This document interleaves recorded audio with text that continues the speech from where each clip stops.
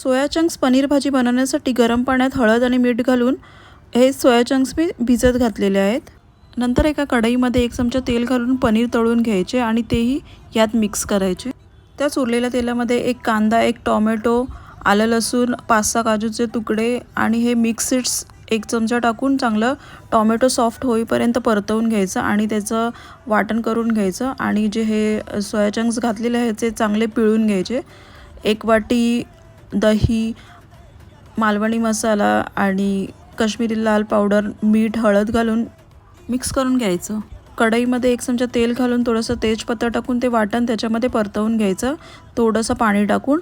आणि जे आपण सोया चंक्स बनवून घेतलेले आहे दही घालून ते त्याच्यामध्ये मिक्स करायचं. 10 मिनटं चांगली उकळी करून घ्यायची. शेवटला पनीर आणि कोथिंबीर घालून 5 मिनटं बॉईल करून घ्यायचं. अशी मस्त भाजी टिफिनसाठी रेडी आहे. तुम्ही तांदळाच्या भाकरीबरोबर पण खाऊ शकता.